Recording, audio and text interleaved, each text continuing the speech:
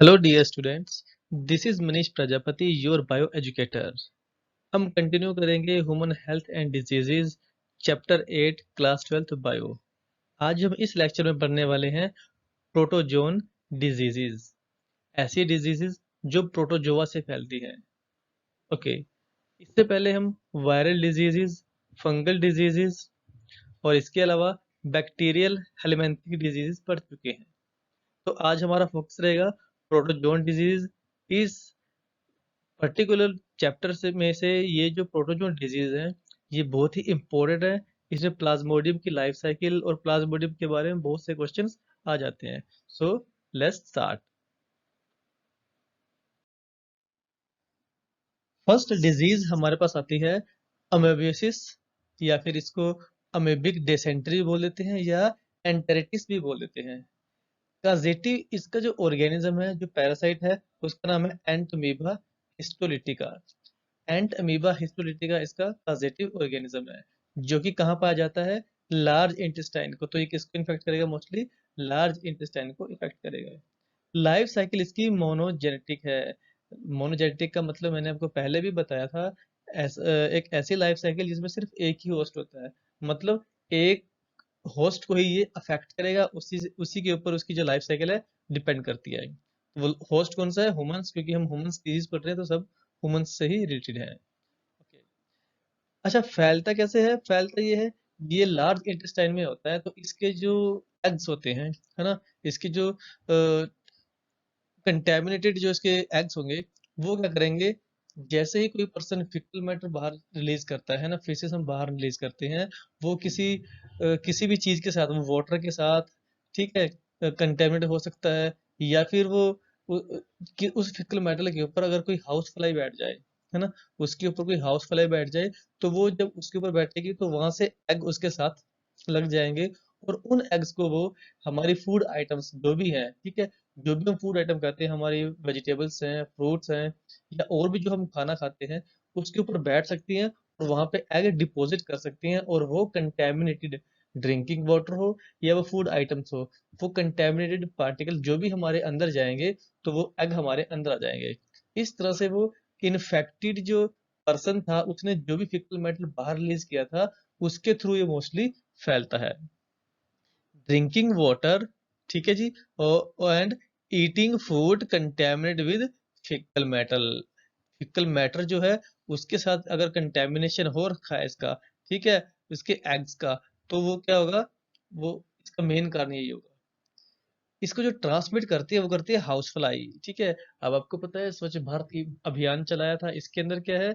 Open defecation, खुले में शौच करने के लिए मना किया गया है। इसलिए किया गया है क्योंकि बहुत सारे जो इंसेक्ट्स हैं, वो जो फिकल मैटर हमारा होता है ना, जो फीसेस हम बाहर रिलीज करते हैं, ठीक है, अगर हम ओपनली उसको करेंगे तो क्या होगा? उसके ऊपर इंसेक्ट बैठेंगे, हाउस फ्लाइज बैठेंगे, दूसरे इंसेक्ट बैठेंगे।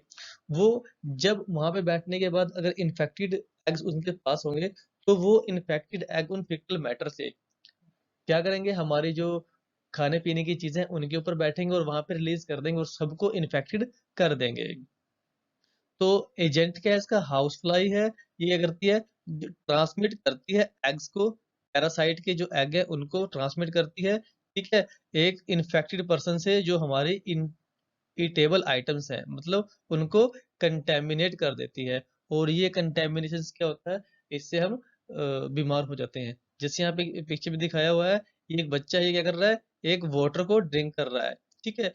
और ये वाटर क्या है? मान लो इस वाटर के अंदर क्या है? ये जो पैरासाइट है ये मौजूद है। तो जैसे ही इसको यूज करेगा, ड्रिंक करेगा, तो इसके अंदर भी ये पैरासाइट चले जाएंगे। यहाँ पे एक हाउस फ्लाई दिखाई हुई है। हाउस फ्लाई क्या करती है? हाउस फ्लाई हमारे ईटेबल जितने भी आइटम्स है उनके ऊपर बैठ जाती है ना।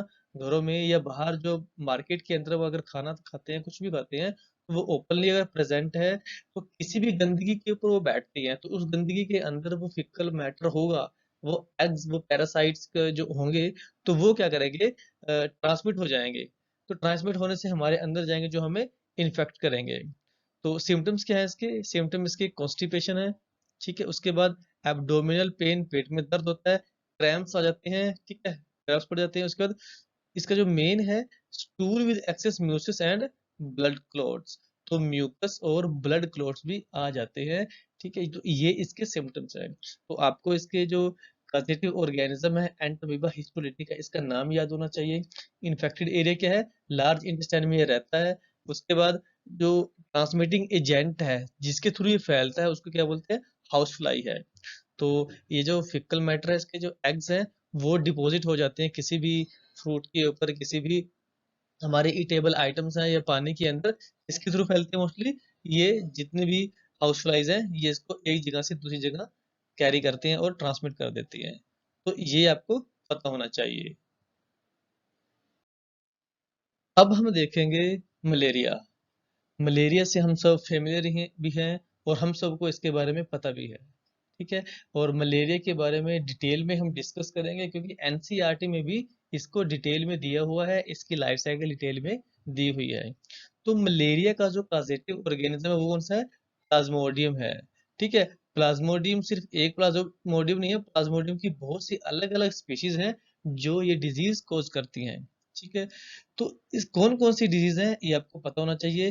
Plasmodium vivax, Plasmodium falciparum, Plasmodium malariae और प्लाज्मेडियम ओवेल, ये अलग अलग स्पीशीज हैं जो सभी की सभी स्पीशीज क्या करती हैं, ह्यूमंस को अफेक्ट करती हैं। ठीक है, और इनको ये मलेरिया काज करती हैं। ठीक है, इंडिया के अंदर जो मोस्ट कॉमन है वो है प्लाज्मोडियम वाइवेक्स और इसी की ही हम लाइफ साइकिल पढ़ने वाले हैं, इसी को हम मोस्टली पढ़ेंगे। ठीक है, और सबसे ज्यादा खतरनाक जो है वर्ल्ड के अंदर मलेरियल पैरासाइट वो है फेल्सीपेरम। ये डेंजरस है बहुत ज्यादा। अगर ये किसी को हो जाता है ह्यूमन को, तो ये क्या करता है, उसका जो यूरिन है, यूरिन को भी क्या करता है, एक तरह से ब्लैक कर देता है, ब्राउनिश ब्लैकिश कर देता है। ठीक है, तो इसके बारे में इतना नहीं पढ़ेंगे हम, बाइवेक्स के बारे में ही पढ़ेंगे। अब इसकी ध्यान से आपने देखना है, इसकी जो लाइफ साइकिल है वो कैसी डाइजेनेटिक है। डाइजेनेटिक मतलब क्या है, इसके दो होस्ट है, टू होस्ट है। प्राइमरी होस्ट इसका एनाफिलीज है। ठीक है, और सेकेंडरी होस्ट इसका कौन है, ह्यूमन बींग्स है।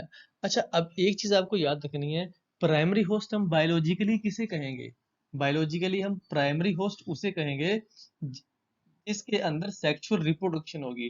तो जो भी, अगर कोई ऐसा ऑर्गेनिज्म है जिसके अंदर किसी पैरासाइट की सेक्सुअल रिप्रोडक्शन होती है उसको बोलेंगे वो इसका प्राइमरी होस्ट है। ठीक है, और दूसरा क्या है, उसके अंदर अगर एसेक्सुअल होती है उसको बोलेंगे उसको वो सेकेंडरी होस्ट है, क्योंकि यहाँ पे दो होस्ट हैं, दो ऑर्गेनिजम्स, दो अलग अलग ऑर्गेनिजम्स के अंदर ही रहेगा। ठीक है, एनाफ्लीज के अंदर, एनाफ्लीज क्या है, ये फीमेल है। ठीक है, जो फीमेल एनाफ्लीज है ये ही क्या है, इसकी वेक्टर भी है और ये ट्रांसमिट करती है इसको। ओके, तो ये समझ में आना चाहिए। अच्छा, अगर क्लिनिकल पूछे, अगर कोई ये पूछे कि क्लिनिकली इसका प्राइमरी होस्ट क्या है, क्लिनिकली इसका प्राइमरी होस्ट ह्यूमन ही आएगा। क्योंकि क्लिनिकली का मतलब क्या है, जिसको डिजीज काज कर रहा है, जिसको मेन इसके सिम्टम आएंगे, जिसको नुकसान होगा। तो नुकसान किसको हो रहा है, यहाँ पे नुकसान हो रहा है ह्यूमन बींग को। तो ह्यूमन बींग्स को नुकसान हो रहा है, इसलिए क्लिनिकली तो ह्यूमन बींग ही इसके प्राइमरी होस्ट है। लेकिन अगर बायोलॉजिकली बात करें तो हम कहते हैं कि जिस भी ऑर्गेनिज्म के अंदर सेक्सुअल रिप्रोडक्शन होगी इस पैरासाइट की, उसको बोलेंगे हम प्राइमरी, और जिसके अंदर एसेक्सुअल होगी उसको बोलेंगे सेकेंडरी होस्ट। ठीक है, आगे लाइफ साइकिल इसके हम पढ़ने वाले हैं। जब ये पैरासाइट हमारे बॉडी के अंदर जाता है, इन्फेक्टेड होता है, उसकी जो इन्फेक्टिव स्टेज है वो होती है स्पोरोजोइट्स। इसका मतलब जो मॉस्किटो है हमारी ब्लड के अंदर जो सिक्रीट करेगा, है ना, रिलीज करेगा, उसको बोलेंगे स्पोरोजोइट्स। ये स्पोरोजोइट्स फिर उसके बाद हमारे बॉडी के अंदर ग्रो करेंगे, बड़े होंगे। ठीक है, मल्टीप्लाई करेंगे, वो आगे हम पढ़ने वाले हैं। उसके बाद ये क्या करेंगे, हमें इन्फेक्शन काज करेंगे और ज्यादा। तो जो इन्फेक्टेड स्टेज है जो हमारी बॉडी के अंदर शुरू होती है वो होती है स्पोरोजोइट से। ठीक है, तो ट्रांसमिटिंग एजेंट कौन है या वेक्टर इसको बोलते हैं, वो कौन है, फीमेल एनाफिलीज मॉस्किटो। ठीक है, दैट ट्रांसफर स्पोरोजोइट से क्या करती है, स्पोरोजोइट ट्रांसफर कर देती है। ठीक है, इन्फेक्टेड पर्सन से किसी भी हेल्दी पर्सन को। तो यहाँ पे आपको इनकी एक तो चारों के चार नाम याद होने चाहिए, वाइवैक्स, फेल्सीपेरम, मलेरियाई और ओवेल। फिर पता होना चाहिए आपको इंडिया के अंदर मोस्ट कॉमन है वाइवैक्स, और सबसे ज्यादा डेंजरस कौन सा है, फेल्सीपेरम। डाइजेनेटिक इसकी लाइफ साइकिल होती है, दो होस्ट है, प्राइमरी है ह्यूमन एनाफिलीज और सेकेंडरी है ह्यूमन बीइंग्स। ये भी याद रखना है, इन्फेक्टिव स्टेज कौन सी है? स्पोरोजोइट्स। तो ह्यूमन बीइंग के अंदर जब ये जाएगी तो वो स्पोरोजोइट्स ही जाएंगे। अब यहाँ पे देखिए, एक लाइफ साइकिल दिखाई हुई है। ये जो पोर्शन है, ये सारे का सारा पोर्शन है, ये दिखाया गया है ह्यूमंस बीइंग के अंदर होता हुआ। और ये जो पोर्शन दिखाया गया है, ये दिखाया गया है मॉस्किटो के अंदर होता हुआ। तो इन्फेक्शन स्टार्ट कहाँ होता है? इन्फेक्शन स्टार्ट होता है यहाँ पे, जैसे ही कोई भी मॉस्किटो, ठीक है, किसी भी ह्यूमन को बाइट करेगा, और उस मॉस्किटो के अंदर, ठीक है, वो पैरासाइट है, वो प्लाज्मोडियम है, तो वो उसके स्पोरोजोइट्स छोड़ देगा। हमने अभी क्या कहा था? स्पोरोजोइट क्या है? इन्फेक्टिव स्टेज है इनकी, जो मॉस्किटो से आते हैं। तो यहाँ देख सकते हो, ये जो मॉस्किटो है, इसने क्या किया? बाइट किया। बाइट करने से क्या रिलीज कर दिया? अपने स्पोरोजोइट्स रिलीज कर दिए। आपको एक याद रखना है कि जो भी ये मॉस्किटो होते हैं, जब भी सक करते हैं ब्लड को, तो सब ब्लड को सक करने के लिए क्या करते हैं? अपना सलाइवा रिलीज करते हैं। इनके सलाइवा के अंदर एंटी कोएगुलेंट होते हैं, इनके बारे में बाद में थोड़ा बात करेंगे।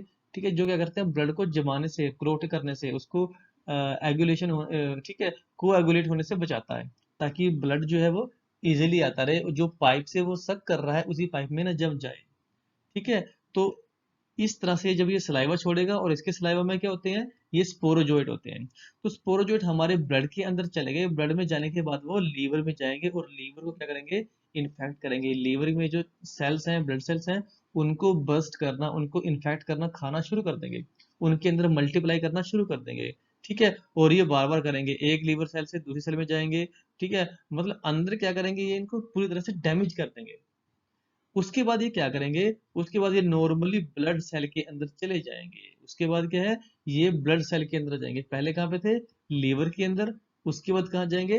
ब्लड सेल के अंदर, आरबीसीज के अंदर। इन आरबीसीज के अंदर भी ये मोस्टली क्या करेंगे? ए सेक्सुअली ही ग्रो करेंगे। एक एक आरबीसीज के अंदर, ठीक है, ये पैरासाइट जाएंगे। उस पैरासाइट के अंदर ए सेक्सुअली ग्रो करेंगे, उस आरबीसी के अंदर, ठीक है, उसको ईट करेंगे और उसके अंदर ग्रो करेंगे। और जैसे ही आरबीसी पूरी भर जाएगी, उसके अंदर बहुत सारे ये जो स्पोर हैं, इसके भर जाएंगे, तो वो क्या करेगी? लास्ट में फट जाएगी। तो आरबीसी जैसे ही रप्चर करेगी, ठीक है, तो ये रिलीज हो जाएंगे। रिलीज होने के बाद सारे के सारे जो नए बने हैं, और वो भी एक नई नई आरबीसी में जाएंगे। फिर उनके अंदर एक एक क्या करेगा? वो ग्रो करेगा, ग्रो करेंगे तो वो भी पूरी भर जाएगी।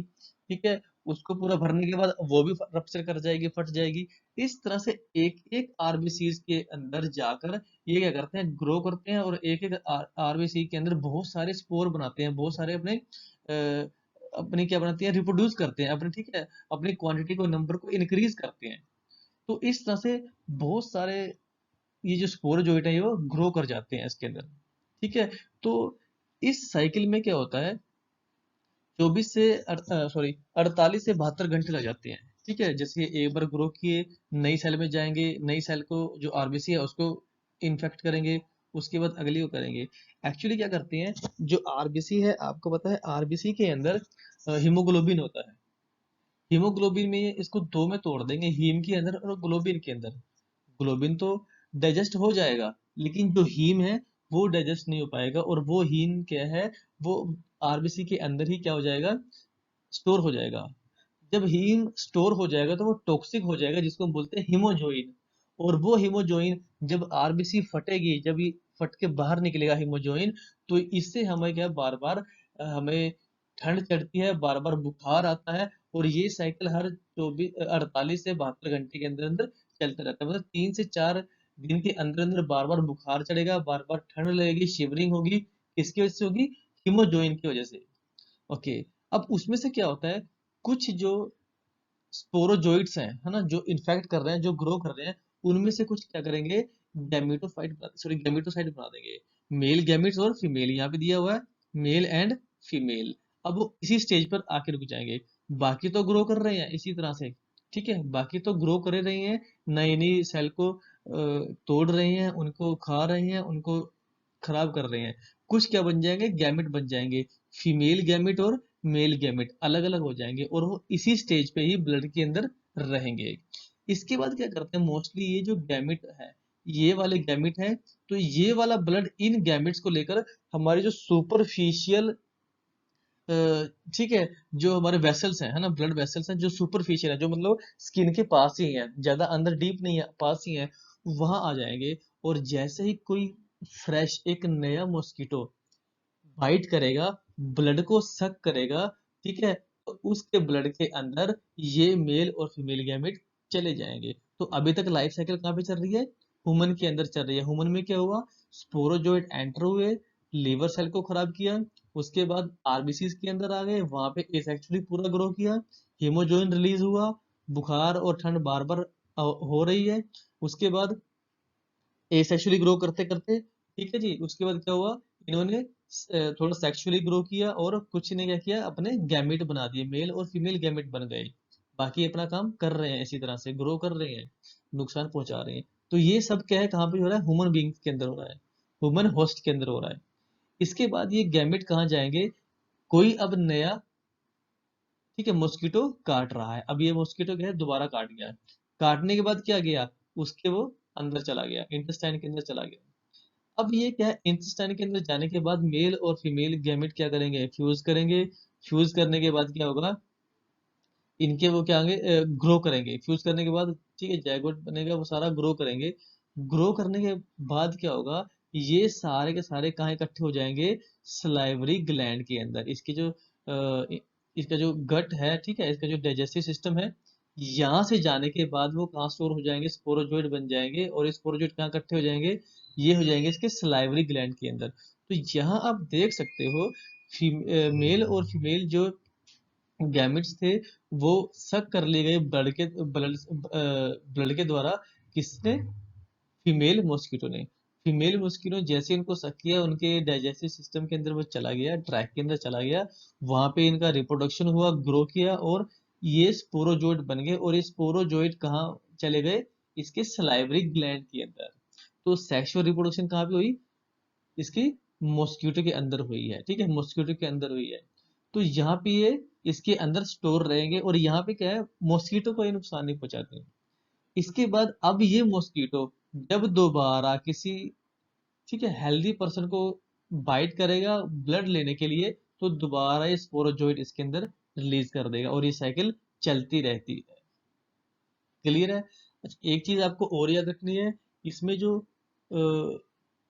प्लाज्मोडियम को जो वायरस है, सॉरी, ये पैरासाइट है जो प्लाज्मोडियम, ठीक है, इसको जो ट्रांसमिट करता है, ये आपको याद रखना है, फीमेल एनाफ्लीज ही करता है।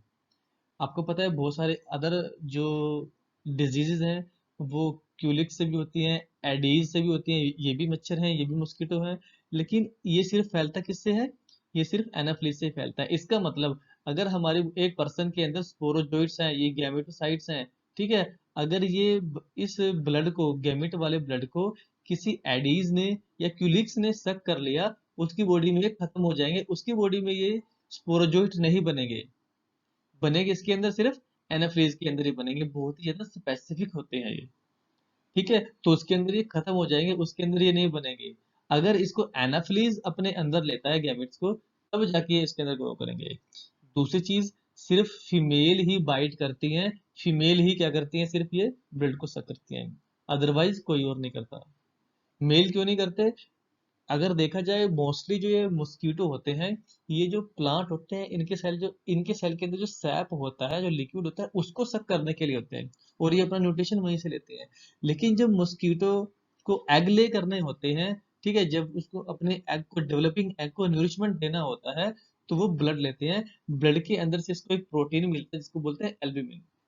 तो वो ब्लड प्रोटीन एल्ब्यूमिन है, वो इनको, इनकी जो एग्स हैं, उनको ग्रो कराने में हेल्प करता है। इसलिए क्या करते हैं, ये ब्लड को सक करते हैं, ताकि इनसे इनको एल्ब्यूमिन मिल जाए, और ये जो इनके एग हैं, उनकी डेवलपमेंट, उनकी फर्दर और मैच्योरिटी हो सके। ठीक है, ये आपको पॉइंट याद रखना है। आई होप कि आपको लाइफ साइकिल इसकी क्लियर हो गई है। अट्रैक्ट क्यों होते हैं ये? अट्रैक्ट जो ह्यूमंस की तरफ होंगे, एक तो टेम्परेचर देख के होंगे, क्योंकि टेम्परेचर हमारा, हम वार्म ब्लड ऑर्गेनिज्म है, तो हम, हमारा ब्लड वार्म होता है, हमारी तरफ अट्रैक्ट अट्रैक्ट होते हैं। CO2 हम रिलीज करते हैं, उससे भी ये अट्रैक्ट होते हैं। हमारा जो स्वेट है, स्वेट से भी ये अट्रैक्ट होते हैं। तो तीन चार कारण है जिससे ये ह्यूमंस की तरफ, या जो वार्म ब्लड ऑर्गेनिज्म है, उनकी तरफ ये अट्रैक्ट होते हैं। ये मलेरिया जो है सिर्फ इंसानों को ही नहीं होता, ये बर्ड्स को भी हो जाता है, दूसरे मैमल्स को भी हो जाता है। लेकिन उनमें ये जो पैरासाइट हैं वो अलग अलग होते हैं, ठीक है। जैसे यहाँ पे प्लाज्मोडियम स्पीशीज है, वहां पे कोई और स्पीशीज होगी, ठीक है। तो यहाँ पे हम ह्यूमंस की बात कर रहे हैं। आई होप कि आपको ये समझ में आ गई होगी साइकिल, क्लियर है। चलिए बात करते हैं इसके सिम्टम्स की। सिम्टम कौन कौन से हैं? सिम्टम्स मैं पहले बता चुका हूँ। Shaking, chills and high temperature, तो बार बार ठंड चढ़ना, बार बार बुखार चढ़ना, ठीक है, ये होता रहता है। मसल्स के अंदर पेन हो जाना, ठीक है, और हेडेक हो जाना, नोजिया हो गया, वोमिटिंग हो गई, डायरिया हो गया, ये सब क्या है इसके सिम्टम्स हैं। रेस्टलेसनेस, स्लीपलेसनेस, बेचैनी रहना, ये सब क्या है इसी के ही सिम्टम्स है। अगर जैसे मलेरिया हो जाता है तो वो क्या करेगा, रेड ब्लड सेल को डिस्ट्रॉय करेगा। इसका मतलब हमारी बॉडी के अंदर रेड ब्लड सेल खत्म हो जाएंगी, कम हो जाएगी। तो उसकी वजह से हमें एनीमिया भी हो सकता है और जॉन्डिस भी हो सकता है। ये आपको याद रखना है, तो सिम्टम इसके ये याद करने हैं। तो मैंने आपको ये पहले ही बता दिया है, हीमोग्लोबिन को ये तोड़ देते हैं हीम के अंदर, ग्लोबिन के अंदर। ग्लोबिन तो डाइजेस्ट हो जाता है, लेकिन जो हीम है, हीम हमारी ब्लड सेल के अंदर, आरबीसी के अंदर क्या है, डिपॉजिट होता रहता है, जिसको बोलते हैं हीमोजोइन, और ये टॉक्सिक बन जाता है। और ये हीमोजोइन कब रिलीज होता है, जब भी ये आरबीसी रप्चर करेगी, इसके अंदर क्या है, स्पोरोजोइट है, वो स्पोरोजोइट क्या कर रहे हैं, फीड कर रहे हैं, हीम को तोड़ रहे हैं, हीमोग्लोबिन को तोड़ रहे हैं। तो उससे क्या है, हीमोजोइन बन रहा है। तो जब तक तो आरबीसी बंद है तब तक तो हीमोजोइन रिलीज नहीं होगा। जैसे ही वो आरबीसी को ब्रस्ट करके तोड़कर बाहर निकलेंगे, तो हीमोजोइन भी हमारे ब्लड के अंदर रिलीज हो जाएगा, जिससे क्या होगा, हमें हाई टेम्परेचर, ठंड लगना, वो होता रहता है। और ये क्या है, हर 3 से 4 दिन के अंदर होता रहता है, क्योंकि वो दोबारा फ्रेश आरबीसी लेंगे, उसके अंदर जाएंगे, उसके अंदर ग्रो करेंगे। तो ये सब प्रोसेस में 2-3 दिन लग जाते हैं। तो इसके बाद वो दोबारा से जब बस्ट करेंगी, तो 3-4 दिन के बाद दोबारा वो हीमोजोइन रिलीज होता रहता है, जिससे ब्लड ब्लड के अंदर हीमोजोइन रिलीज होगा। और बार बार ठंड चढ़ेगी, बार बार स्वेटिंग होगी, बार बार टेम्परेचर बहुत ज्यादा इंक्रीज होगा। इवन 100, 200, 300, 5 तक भी टेम्परेचर जा सकता है। Female mosquito feed on blood protein albumin, ये मैं आपको पहले बता चुका हूँ। कुछ इसकी एक्स्ट्रा जानकारी आपको देते हैं। वाइल टेकिंग मील ब्लड, ठीक है, जो मील है ब्लड की फॉर्म में लेता है। Mosquito release it saliva into blood, saliva अपना रिलीज कराता है ब्लड के अंदर, ठीक है, टू प्रिवेंट कोएगुलेशन, ताकि कोएगुलेशन ना हो, क्योंकि एक बहुत ही बारीक इसकी पाइप है जिसके द्वारा ये सक करता है ब्लड को। तो कहीं उसके अंदर ब्लड ना जम जाए, इस चीज को रोकने के लिए सलाइवा रिलीज करता है। क्योंकि इसके सलाइवा के अंदर एक एंटी कोएगुलेंट होता है जिसका नाम है एनोफिलिन। ये आपको याद रखना है। तो आई होप को आपको ये पूरे का पूरा कंसेप्ट, पूरे का पूरा टॉपिक समझ में आ गया होगा। सभी डिजीजेस के आपको होस्ट याद कर लेने हैं, सभी के सिम्टम याद होने चाहिए, कॉजेटिव ऑर्गेनिज्म का नाम होना चाहिए, ये सब चीजें आपको टिप्स पे होने चाहिए, ताकि कोई भी क्वेश्चन आपके पास आए तो आप उसको अच्छे से आंसर कर सको। तो आज के लिए इतना है, ठीक है। तो नेक्स्ट लेक्चर में हम देखेंगे प्रिवेंटिव मेथड क्या है। उसके बाद हम शुरू करेंगे जो हमारी नॉन इन्फेक्शियस डिजीजेज हैं। तो आई होप कि आपको समझ में आ गया होगा। Thanks for listening, thanks for watching, God bless you all, take care.